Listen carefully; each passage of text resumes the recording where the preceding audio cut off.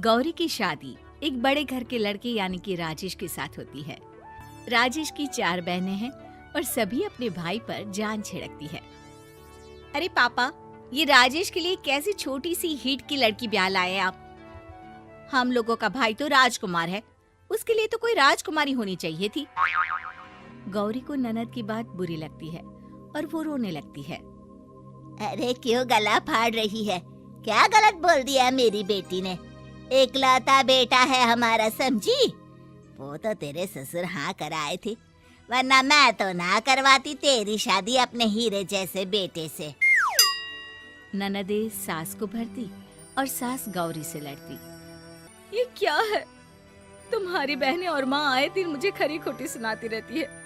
क्यों नहीं बोलते उन लोगों को कुछ? अरे क्या बोलूं? अब उन लोगों का इकलौता भाई और बेटा होना तो वो लोग थोड़े इमोशनल है मुझे लेकर, समझा करो ना। और कौन सा वो लोग रोज आते हैं ससुराल से? माना एक साथ नहीं आती, लेकिन रोज कोई ना कोई तो खड़ा ही रहता है ना। खैर, जैसे तैसे कुछ साल गुजरते हैं। गौरी एक प्यारे से बेटे की माँ बनती है। सुनिए, हर बात पर ससुर जी से पैसा मांगना ठीक नहीं लगता। आप कोई काम क्यों नहीं करते हैं? काम तो मैंने कभी किया ही नहीं गौरी। पापा के पास इतना पैसा है कि मुझे जरूरत ही नहीं पड़ी। लेकिन कहते हैं ना, हर दिन एक सा नहीं होता। गौरी के ससुर की मृत्यु हो जाती है और घर में गरीबी छा जाती है। गौरी ननद को फोन करती है। दीदी, अब जीजा जी को बोलकर इन्हें कहीं नौकरी दिलवा दो ना। घर चलाना मुश्किल हो रहा है। माँ जी की भी तबीयत खराब रहती है। दवाई का खर्चा और मुन्ने की पढ़ाई का खर्चा काफी है। कुछ मदद मिल जाएगी दीदी। देखो गौरी, तुम तो जानती हो मेरे खुद के 3 बच्चे हैं, तो ये मत सोचना कि बात घुमा कर बोलोगी तो मैं कुछ मदद कर दूंगी। अब पति तुम्हारा है, सास तुम्हारी है, तो करना तो तुमको ही है ना। हम भी तो निभा रहे हैं। खैर, बोल दूंगी इनको। गौरी समझ जाती है। वो दूसरी ननद को फोन करती है, लेकिन वहाँ से भी उसे कुछ ऐसा ही जवाब मिलता है। अरे भाभी, हमारा भाई कैसे काम करेगा? वो तो राजकुमार है। बस आप जरा माँ का ख्याल रखो, उन्हें कोई तकलीफ मत होने देना। बाकी करते हैं बात आराम से। गौरी के सामने संकट आ जाता है कि वो कैसे अपना परिवार चलाए। ना पति काम करना चाहता है और ना ननदे मदद।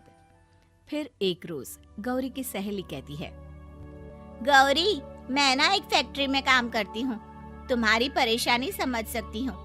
क्यों नहीं तुम भी मेरे साथ वहाँ काम करती? अरे लेकिन मुन्ना तो छोटा है ना। तो क्या हुआ? तेरी सास और पति तो घर पर ही हैं, वो लोग संभाल लेंगे। तू चल मेरे साथ।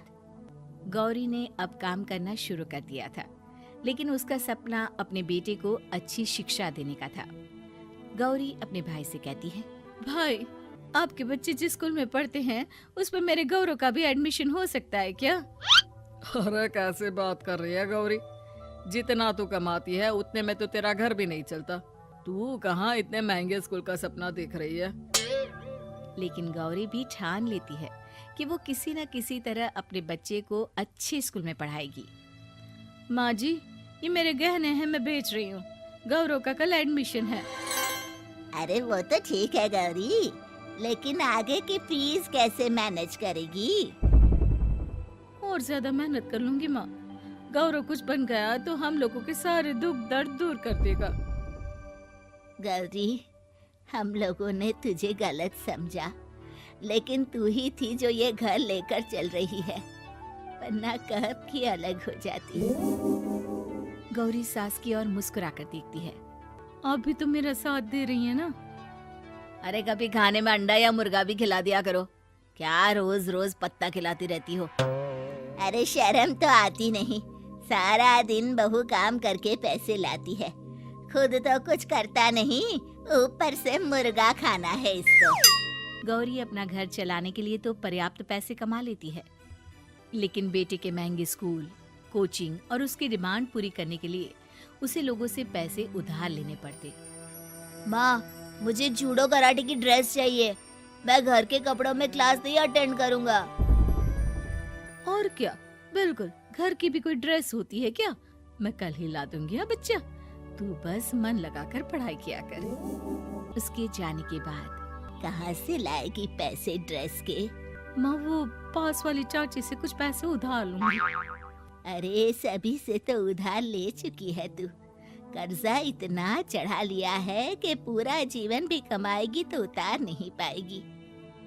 अरे माँ जी, गौरव कुछ बन जाए तो मुझे कमाने की क्या जरूरत, फिर तो मैं बस रानी बनकर राज करूंगी।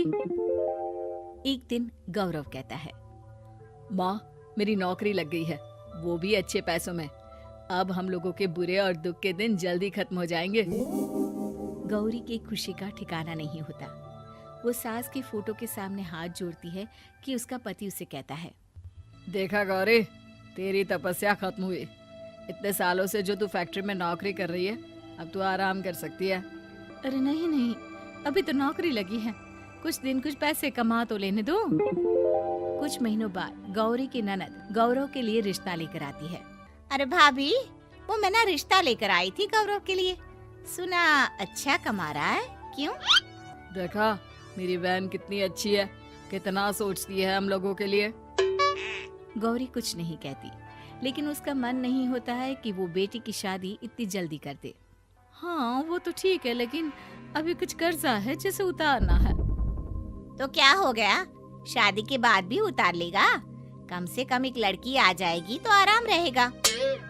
गौरी लोगों के प्रेशर में आकर बेटे की शादी कर देती है और शादी के बाद एक दिन जब अपनी फैक्ट्री में जाती है, मैनेजर साहब, कैसे इस फैक्ट्री में 22 साल काम कर लिया पता ही नहीं चला। अब तो बेटा सेटल हो चुका है, नौकरी की जरूरत नहीं है, लेकिन आप सभी का शुक्रिया। गौरी बहन, बहुत मेहनत की तुमने जीवन में, अब भगवान कोई मुश्किल ना दे। गौरी घर आती है, लेकिन दरवाजे के बाहर से ही उसे बहू और बेटे की आवाज सुनाई देती है। क्या है, तुम्हारी माँ ने तो सोचा भी नहीं कि जो कर्जा वो ले रही है खुद की अय्याशी के लिए, वो हम लोग क्यों भरे? उनका कर्जा है वो देखे। हाँ लेकिन क्या करूं, माँ को छोड़कर रह भी तो नहीं सकता ना। अरे रह नहीं सकते तो क्या करोगी, पूरी जिंदगी उनका कर्जा चुकाते रहोगे?